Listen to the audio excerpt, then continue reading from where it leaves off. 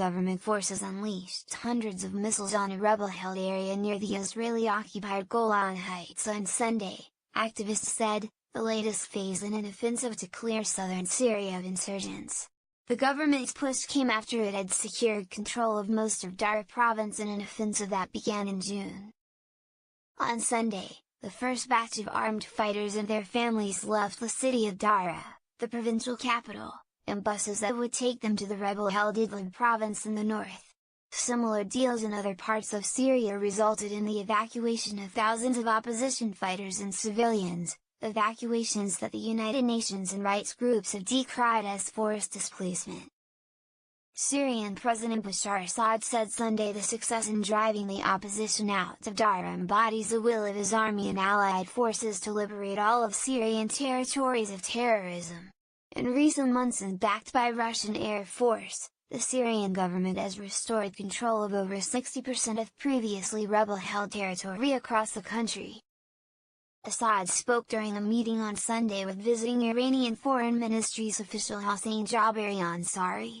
Assad's office said the two agreed that the elimination of terrorism in most of the Syrian territory has laid the most appropriate ground to reach results at the political level that could put an end to Syria's war. Syria's government refers to all armed opposition groups as terrorists and accuses the West, Turkey, Israel and regional countries of supporting them. The statement came the day before President Donald Trump and Russia's Vladimir Putin are to meet in Finland.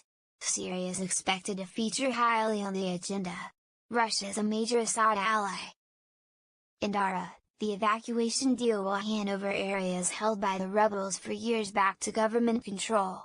Daraa, which lies on a highway linking Damascus with Jordan, was the cradle of the 2011 uprising against Syrian President Bashar al-Assad.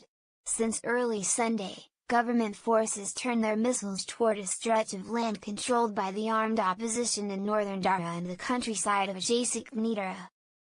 The Britain-based Syrian Observatory for Human Rights said government forces fired more than 800 missiles at an area between northern Daraa and the Daraa countryside, about 4 kilometers, or 2.5 miles, from the frontier with the Israeli-occupied Golan Heights. The observatory said government forces advanced on Masahara, a village in Daraa, and rebels fought back in intense clashes that killed several pro-government fighters. The pro-Syrian government's central military media said a number of insurgents were killed in the clashes. The observatory reported airstrikes in Masahara, the first in over a year to hit the Daraa countryside. It also reported airstrikes in a nearby village in northern Daraa, where government forces have been trying to retake a key hill there after failing to reach a deal with the rebels.